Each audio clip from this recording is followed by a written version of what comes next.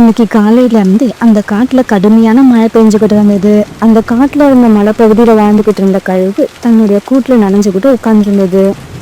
கூட்டுல இருந்து கொஞ்ச தூரம் தள்ளி இருந்த மரத்துல அந்த கழுகுடைய குழந்தை விளையாண்டுகிட்டு இருந்துச்சு. பீம், விளையாண்டது போதும். வீட்டுக்கு வந்து அம்மா பக்கத்துல உட்காரு. மழை பெய்யறது தெரியுதா இல்லையா? அம்மா அம்மா, மழையில விளையாடுறதுக்கு ஜாலியா இருக்குமா, இதோ வந்துடுறேன். பீம் இப்படி சொல்லிக்கிட்டு இருக்கும்போது ஒரு பயங்கரமான மின்னல் வந்து வீட்டுல உட்கார்ந்து இருந்த கழுகுக்காவை தாக்கிருச்சு. இப்படி மின்னல் தாக்கின உடனே கழுகுக்கா தன்னுடைய உடல் கருகி அப்படியே இறந்து போயிருச்சு. தன்னோட அம்மா உடல் கருகி இறந்து போனதை பார்த்த பீம் உடனே தாவி வந்து பக்கத்துல உட்கார்ந்து அழ ஆரம்பிச்சான். அம்மா எழுந்திருங்கம்மா, எழுந்திருங்க, என் கூட பேசுங்கம்மா. உங்களுக்கு என்னம்மா ஆச்சு? என் கூட இனிமே பேசவே மாட்டீங்களா? நீங்க என் கூட பேசலன்னா வேற யாரு என் கூட பேசுவா? அம்மா அம்மா. தன்னோட அம்மா அசைவு இல்லாம கிடக்கிறத பார்த்த பீம் இப்படியெல்லாம் சொல்லி கண்ணீர் விட்டு அழுதுகிட்டு இருந்தான். இதே சமயம் அந்த பக்கமா பறந்து வந்த ரீட்டா கிளி கழுகக்காவோட பையன் பீம் அழுகுறத பார்த்துட்டு பக்கத்துல உள்ள ஒரு மரத்துல உட்காந்து கழுகோட கூட்டுல என்ன நடக்குதுன்னு கண்காணிக்க ஆரம்பிச்சது. இப்படி கண்காணிக்க ஆரம்பிச்ச ரீட்டாக்கும் கழுகக்கா மின்னல் தாக்கி இறந்து போனது தெரிஞ்சுக்கிட்ட உடனே சந்தோஷத்துல குதிக்க ஆரம்பிச்சது. இறந்து போச்சு, இறந்து போச்சு, எங்களோட எதிரி கழுகக்கா இறந்து போயிடுச்சு. இதுக்கப்புறம் நாங்க பயம் இல்லாம இந்த காட்டுல எங்க வேணாலும் போகலாம். இந்த விஷயத்த காட்டுல உள்ள எல்லா பறவைகள் கிட்டையும் போய் சொல்லணும். இப்படி நினைச்ச ரீட்டா கிளி உடனே அந்த கழுகோட கூட்டுக்கும் பக்கத்துல இருந்த ஒரு மரத்துல இருந்து 2 இனிப்பான பழங்களை பறிச்சு எடுத்துக்கிச்சு. இப்படி பழங்களை பறிச்சு எடுத்துக்கிட்ட ரீட்டா கிளி சோனா குருவி வீட்டை நோக்கி பறந்து போச்சு. சோனா, சோனா, சீக்கிரம் வெளியில வா, ஒரு சந்தோஷமான விஷயம். ரீட்டா, என்ன இன்னைக்கு இவ்வளவு சந்தோஷமா இருக்க? என்ன விஷயம்? சோனா, நம்மளுடைய எதிரியான கழுகு மின்னல் தாக்கி இறந்து போயிடுச்சு. இங்க பாரு, நான் கூட அந்த கழுகோட கூட்டுக்கும் பக்கத்துல இருக்கிற மரத்துல இருந்து 2 பழங்களை பறிச்சுக்கிட்டு வந்திருக்கேன். அந்த கழுகுக்கு ஒரே ஒரு குழந்தை தான் இருக்கு, அதுவும் சின்ன குழந்தை. இன்னும் 2-3 நாள்ல சரியான சாப்பாடு கிடைக்காம அந்த குழந்தையும் இறந்து போயிடும். ரீட்டா, அந்த குழந்தை என்ன செய்யும்? பாவம், அது இந்த உலகத்துக்கு வந்து கொஞ்ச நாள் தான் ஆகுது. சோனா குருவி பேசினது எல்லாம் காதுல வாங்காத ரீட்டா கிளி உடனே அங்கிருந்து பறந்து போயிடுச்சு. சோனா குருவி வீட்டுல இருந்து பறந்து போன ரீட்டா கிளி நேரா காங்களோட வீட்டுக்கு போச்சு. கோரி, உனக்கு ஒரு விஷயம் தெரியுமா? நம்ம காட்டுல இருந்த கழுகு செத்து போயிடுச்சு. ரீட்டா, நீ என்ன உண்மையாவா சொல்ற? ஆமாம் கோரி, நான் சொல்றது உண்மைதான். கொஞ்ச நேரத்துக்கு முன்னாடி தான் மின்னல் தாக்கி அந்த கழுகு இறந்து போயிடுச்சு. அதோட சின்ன குழந்தை பக்கத்திலேயே உட்காந்து அழுதுகிட்டு இருக்கு. இன்னைக்கு இல்லாட்டி நாளைக்கு பட்னி கிடந்தே அந்த குழந்தையும் இறந்து போயிடும். அதுக்கப்புறம் இந்த காட்டுல நமக்கு எந்த ஆபத்தும் இருக்காது. அந்த கழுகு குழந்தை அதுவா சாகலன்னா அதை நாம எல்லாம் சேர்ந்து கொன்னு போடணும். மறுநாள் பொழுது விடிஞ்சிச்சு. அந்த சமயத்துல மழையும் சுத்தமா நின்று போயிருந்தது. அன்னைக்கு காலையிலேயே எல்லா பறவைகளும் அந்த காட்டுல இருந்த ஒரு பெரிய மரத்துக்கடியில ஒன்னா இருந்தாங்க. இங்க பாருங்க, அந்த கழுகோட குழந்தைய இப்ப நாம என்ன பண்றது? அதை நாம ஒன்றும் பண்ண வேண்டாம். என்னோட கணக்குப்படி இன்னும் 2-3 நாள்ல அதுவா இறந்து போயிடும். ஒருவேளை அது அப்படி இறந்து போகலன்னா நாமெல்லாம் சேர்ந்து அதை இறந்து போக வைக்கணும். காலம்மா, நீங்க சொல்றதுக்கு என்ன அர்த்தம்? அதுக்கு என்ன அர்த்தம்னா, கழுத்தை பிடிச்சி திருகி அதோட அம்மா போன இடத்துக்கே அதையும் அனுப்பி வைக்கணும். இல்ல, அப்படி செய்யக்கூடாது. அது சின்ன குழந்தை. இந்த காட்டுல வாழறதுக்கான உரிமை அந்த குழந்தைக்கு இருக்கு. எனக்கு தெரியும், சோனா குருவி இப்படிதான் பேசும்னு எனக்கு ஏற்கனவே தெரியும். இங்க பாருங்க, அந்த குழந்தைக்கு இப்ப பறக்க தெரியாது. இன்னும் கொஞ்ச நாள் அது உயிரோட இருந்தா அப்புறம் பறக்கவும் கத்துக்கும். அப்படி பறக்க கத்துக்குச்சுன்னா அதுக்கப்புறம் அவங்க அம்மா மாதிரியே அதுவும் ஒரு கொடுமையான பறவையா மாறிடும். இப்படி பேசிக்கிட்ட பறவைங்க எல்லாரும் பிறகு அப்படியே பறந்து போனாங்க. அன்னைக்கு சாயங்காலம் சோனா குருவியும் அதோட பொண்ணு பூட்டியும் இப்படி பேச ஆரம்பிச்சாங்க. அம்மா, அந்த கழுகோட குழந்தை ஏதாவது சாப்பிட்டு இருக்குமா? அதுக்கு யாராவது சாப்பாடு கொடுத்திருப்பாங்களா? பியூட்டி, நானும் அந்த குழந்தைய பத்தி தான் நினைச்சுக்கிட்டு இருக்கேன். அதுக்கு யாரும் உணவு கொடுத்திருக்க மாட்டாங்க. அது எதுவும் சாப்பிடாம பட்னியா தான் இருக்கும். அம்மா அம்மா, அப்பன்னா நாம போய் அந்த குழந்தைக்கு ஏதாவது உணவு கொடுத்துட்டு வருவோம். இப்படி பேசிக்கிட்ட சோனா குருவியும் பியூட்டியும் பிறகு அந்த காட்டோட மலைப்பகுதியை நோக்கி பறந்து போனாங்க. இவங்க அங்க போனப்ப கழுகோட குழந்தை பீம் அழுதுகிட்டே உட்கார்ந்து இருந்தது. எங்க அம்மா இறந்து போயிட்டாங்க. அம்மாவோட அருமை அவங்க இறந்து போனதுக்கு அப்புறம் தான் எனக்கு தெரியுது. அம்மா இல்லைன்னா நமக்கு இந்த உலகத்துல யாருமே இல்ல. அந்த சமயத்துல அங்க போன சோனா குருவியையும் பியூட்டியையும் பார்த்துட்டு பீம் பயந்து போயிட்டான். நீங்க யாரு? நீங்க யாரு? என்ன கொல்றதுக்காக வந்திருக்கீங்களா? என்ன கொல்லாதீங்க. மகனே, பயப்படாத, நாங்க உன்னை கொல்றதுக்காக வரல, உனக்கு உதவி செய்யதான் வந்திருக்கோம். இந்த காட்டுல உள்ள பறவைகள் எல்லாம் நம்மள கொல்றதுக்கான சந்தர்ப்பத்தை எதிர்பார்த்துக்கிட்டு இருப்பாங்கன்னு எங்க அம்மா நிறைய தடவை சொல்லியிருக்காங்க. இல்ல மகனே, நான் உன்னை சாந்தடிக்க வரல, உனக்கு வாழ கத்து கொடுக்க வந்திருக்கேன். இப்படி சொன்ன சோனா குருவி பிறகு அங்கிருந்து பறந்து போய் இனிப்பான ஒரு பழத்தை எடுத்துக்கிட்டு திரும்பி வந்துடுச்சு. மகனே, இந்த பழத்தை சாப்பிடு. இந்த பழம் சாப்பிடக்கூடிய பொருளா? இது வரைக்கும் நான் இந்த பழத்தை சாப்பிட்டதே இல்ல. இதை சாப்பிட்டு பாரு, இது ரொம்ப ருசியா இருக்கும். பிறகு அந்த கழுகுக்கும் அந்த பழத்தை சாப்பிட ஆரம்பிச்சது. இந்த சமயத்துல அந்த வழியா பறந்து போன ரோனிக்குருவி அந்த கழுகு குழந்தை கூட சோனா குருவி பேசிக்கிட்டு இருக்கத பாத்துருச்சு. இந்த சோனா குருவி இந்த கழுகு குழந்தைய எப்படியும் காப்பாத்த முயற்சி பண்ணும்னு நினைச்சேன். அதே மாதிரி நடந்துருச்சு. இந்த கழுகு குழந்தை உயிரோட இருந்தா நமக்கு தான் ஆபத்து. இப்படி நினைச்ச ரோனிக்குருவி பிறகு அங்க இருந்து பறந்து போச்சு. இப்படி பறந்து போன ரோனிக்குருவி காலுக்காகத்தையும் கோரிக்காகத்தையும் பார்த்து நடந்த விஷயத்த சொல்லுச்சு.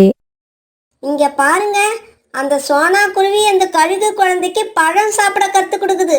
பழத்தை சாப்பிட்டு அந்த குழந்தை உயிர் வாழ ஆரம்பிச்சிடுச்சுன்னா அது நமக்கு பெரிய ஆபத்து. ரோனி, நீ சொல்றது 100க்கு 100 உண்மை.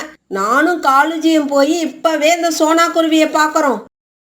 இப்படி சொன்ன காங்கள் 2 பேரும் பிறகு சோனா குருவி வீடு நோக்கி பறந்துக்கணுங்க. சோனா, அந்த கழுகோட குழந்தைக்கு பழம் சாப்பிட கத்து கொடுக்கறியா? உனக்கு என்ன, அந்த குழந்தைக்கு அம்மான்னு நினைப்பா? இங்க பாரு சோனா, நீ இப்படியெல்லாம் செஞ்சு அந்த கழுகு குழந்தைய உயிர் வாழ வைக்கணும்னு நினைச்சீன்னா அந்த குழந்தை கூட சேர்த்து உன்னையும் கொன்னுடுவோம். நான் எந்த தவறும் செய்யல. அந்த குழந்தைக்கு நான் வேட்டையாடவும் கத்து கொடுக்கல, மாமிசம் சாப்பிடவும் கத்து கொடுக்கல. அந்த குழந்தைய ஒரு பழத்தை சாப்பிட சொன்னது தப்பா?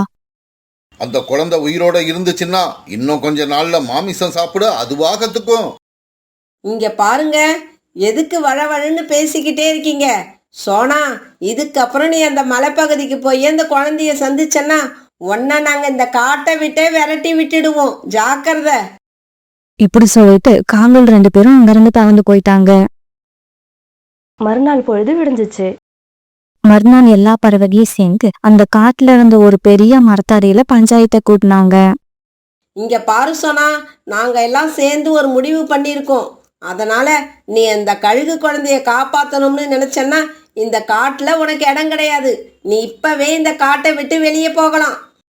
இந்த முடிவை கோரிக்காக மட்டும் எடுக்கல, நாங்க எல்லாரும் சேர்ந்து எடுத்த முடிவு தான் இது. நீங்க இந்த முடிவை எடுக்கிறதுக்கு முன்னாடி நான் ஒரு முடிவு எடுத்துட்டேன். அதாவது இந்த காட்டை விட்டு போறதா முடிவு பண்ணிட்டேன். இங்க பாருங்கள், இந்த காட்டை விட்டு போறேன்னா அப்படியே போயிட மாட்டேன். என்னைக்காவது ஒரு நாள் என்னோட குழந்தையோட திரும்பி வருவேன். ஒரு தாயோட அன்பு ஒரு குழந்தைய எப்படியெல்லாம் மாத்தும்னு உங்களுக்கு எல்லாம் அன்னைக்கு தான் தெரிய வரும். இப்படி பேசிட்டு தன்னுடைய வீட்டுக்கு போன சோனா குருவி தனக்கு தேவையான பொருட்கள்ல ஒரு சின்ன மூட்டையா கட்டி எடுத்துக்கிச்சு. பியூட்டி, வா நம்ம கிளம்பலாம். நீ, நான், இந்த கழுகுட குழந்தை, நம்ம 3 பேரும் இந்த காட்டை விட்டு வேற ஒரு காட்டுக்கு போக போறோம். இப்படி சொன்ன சோனா குருவி பிறகு தன்னுடைய பொண்ணு பியூட்டிய கூட்டு அங்கிருந்து மலைப்பகுதியை நோக்கி பறந்து போச்சு. மகனே, நான் இந்த காட்டை விட்டு 2 பேரும் போக போறோம். நீனும் எங்க கூட வந்துரு.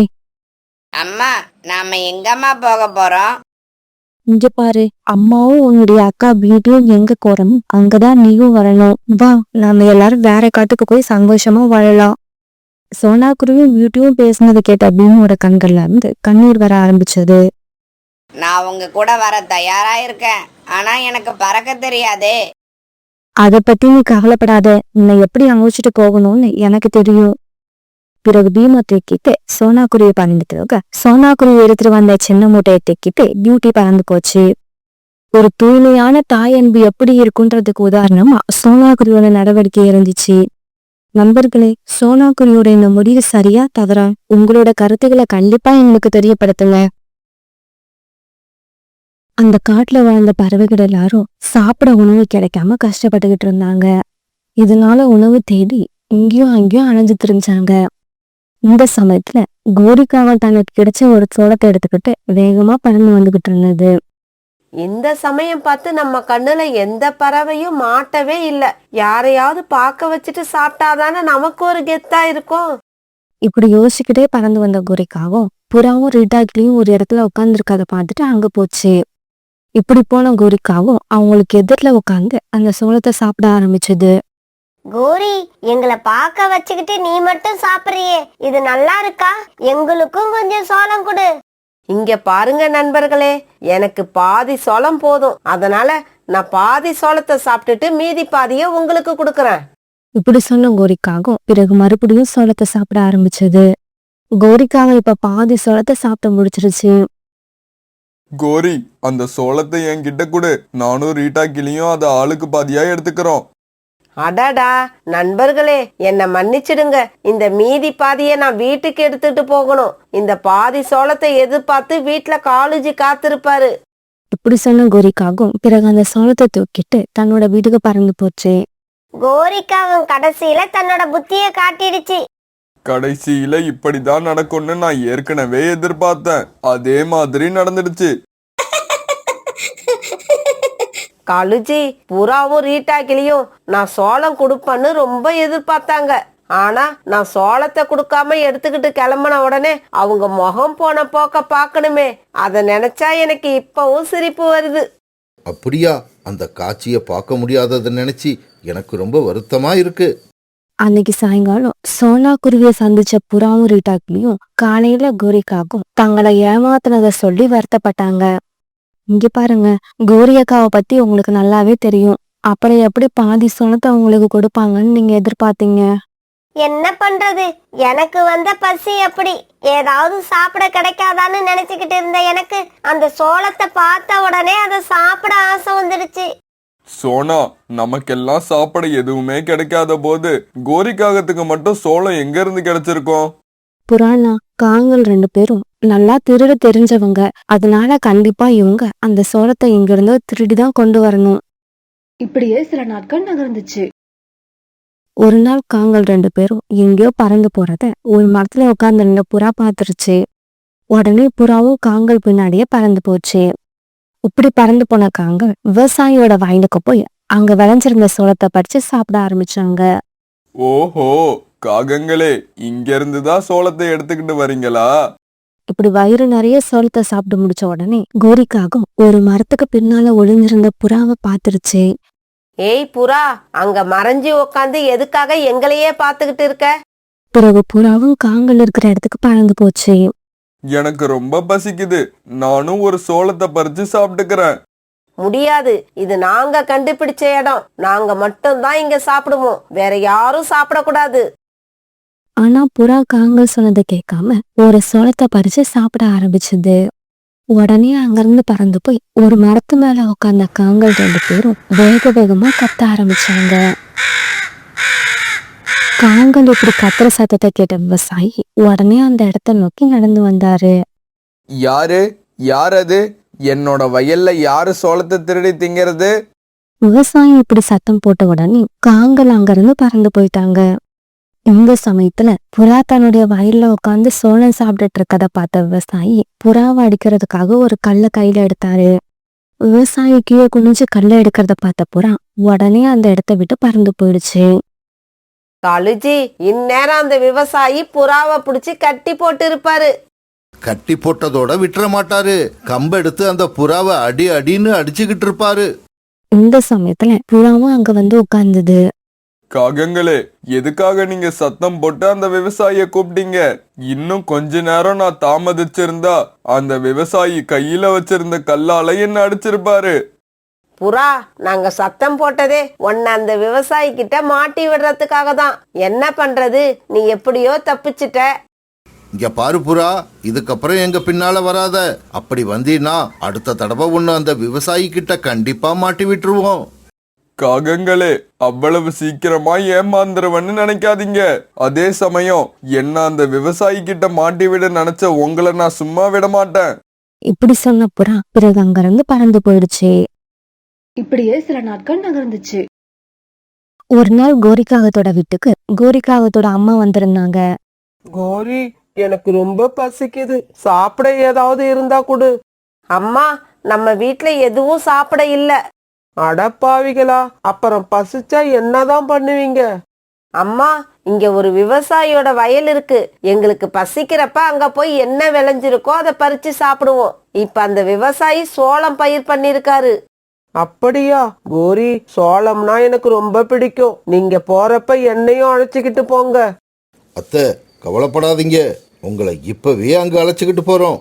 தன்னோட அத்தை கிட்ட இப்படி சொன்ன காணிக்காகோ பிறகு கோரிக்காகவும் அவங்க அம்மா இவங்க 2 பேரையும் கூப்பிட்டுக்கிட்டு சோள வயலை நோக்கி பறந்து போச்சு. இவங்க 3 பேரும் இப்படி சோள வயலை நோக்கி பறந்து போறத ஒரு மரத்துல உட்கார்ந்துருந்த புறா பாத்துருச்சு. காகங்களே, உங்களை பழிக்கு பழி வாங்க எனக்கு நேரம் வந்துடுச்சு. நான் யாருங்கிறத இன்னைக்கு உங்களுக்கு காட்டுறேன். இப்படி நினைச்ச புறா உடனே விவசாயியோட வீட்டை நோக்கி பறந்து போச்சு. இந்த சமயத்துல பறந்து போன 3 காங்களும் சோள வயலுக்கு போய் சேர்ந்துட்டாங்க. பிறகு சோளங்களை பறிச்சு 3 பேரும் சாப்பிட ஆரம்பிச்சாங்க. ஐயா விவசாயி, 3 காகங்கள் வந்து உங்களோட வயலை நாசம் பண்ணிக்கிட்டு இருக்காங்க. சீக்கிரமா போனாதான் வயல்ல விளைஞ்சிருக்க சோளங்களை காப்பாத்தலாம். தினமும் சோளங்களை திருடி எடுத்துக்கிட்டு போறது இந்த காகங்கள் தானா? இன்னைக்கு அதுங்களை நான் சும்மா விட மாட்டேன். இப்படி சொன்ன அந்த விவசாயி உடனே கோவமா வயலுக்கு நடந்து போனாரு. இப்படி போன விவசாயி ஒரு பெரிய வலையை எடுத்து காங்கல் மேல விட்டு எறிஞ்சாரு. அதை பார்த்த காலுக்காகவும் கோரிக்காகத்தோட அம்மாவும் அங்கிருந்து பறந்து போயிட்டாங்க.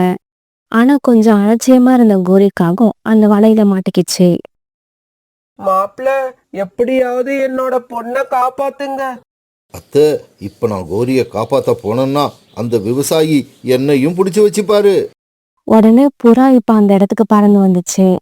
காலு, அன்னைக்கு என்ன இந்த விவசாயி கிட்ட மாட்டி விட நீங்க முயற்சி பண்ணனீங்க. ஆனா நான் தப்பிச்சிட்டேன். அதுக்கு இன்னைக்கு உங்களை பழிக்கு பழி வாங்கிட்டேன். வலையில மாட்டின கோரிக்காகத்தை அந்த விவசாயி தலைக்கே கட்டி வச்சு அடிக்க ஆரம்பிச்சிட்டாரு. அடிக்காதீங்க, அடிக்காதீங்க. அம்மா, காலுஜி, நீங்க 2 பேரும் எங்க போயிட்டீங்க? என்ன வந்து காப்பாத்துங்க. புறா புறா, என்னோட மனைவி கத்துற சத்தத்தை கேளு. கோரி பாவம், சீக்கிரமா ஏதாவது செஞ்சு கோரிய காப்பாத்து.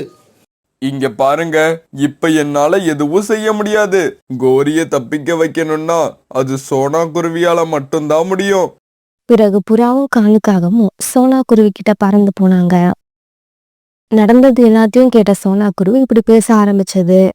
காலண்ணா, இதுக்கப்புறம் யார் வயலையும் திருடி சாப்பிட மாட்டேன்னு நீங்க சத்தியம் பண்ணி கொடுத்தாதான் நான் கோரி அக்காவை விடுதலை பண்ண முயற்சி பண்ணுவேன். சோனா, இதுக்கப்புறம் நானும் கோரியும் சத்தியமா யார் வயல்லையும் போய் திருடி திங்க மாட்டோம். எந்த பறவைக்கும் தொல்லையும் கொடுக்க மாட்டோம். தயவு செஞ்சு சீக்கிரமா வந்து என் மனைவியை காப்பாத்து. பிறகு சோனா குருவி அங்கிருந்து பறந்து அபர்ணா அக்காவை பார்க்க போச்சு. அங்க போன சோனா குருவி நடந்தது எல்லாத்தையும் அபர்ணா அக்கா கிட்ட சொல்லுச்சு. இது எல்லாத்தையும் கேட்ட அபர்ணா அக்கா பிறகு தன்னோட கணவரை பார்க்கறதுக்காக சோழ வயலுக்கு வந்தாங்க. என்னங்க, இதுக்கப்புறம் இந்த காகங்கள் நம்மளுடைய வயல்ல வந்து திருட மாட்டாங்கன்னு சோனா குருவி வாக்குறுதி கொடுத்திருக்கு. பாவம், சோனாவுக்காகவாது இந்த காகத்தை விடுதலை பண்ணுங்க. இங்க பாரு அபர்ணா, இப்ப சோனா சொல்றதுக்காக தான் இந்த காகங்களை நான் விடுதலை பண்றேன். ஆனா இன்னும் ஒரு தடவை இந்த காகங்களை நம்ம வயல்ல பார்த்தோம்னா அதுக்கப்புறம் இவங்களை உயிரோட விட மாட்டேன். இப்படி சொல்லிட்டு அந்த விவசாயி கோரிக்காகத்தை விடுதலை பண்ணாரு. பிறகு கோரிக்காகும் சோனா குருவி கூட தன்னுடைய காட்டுக்கு பறந்து போச்சு. இங்க பாருங்க, இந்த புறா கிட்ட பொம்பு வச்சுக்கிட்டா என்ன ஆகும்னு இப்பவாவது தெரிஞ்சுக்கோங்க. எப்பவுமே புறாவை எதிர்த்து பேசுற காங்க இன்னைக்கு எதுவுமே பேசாம மௌனமா தங்களோட வீட்டுக்கு பறந்து போனாங்க.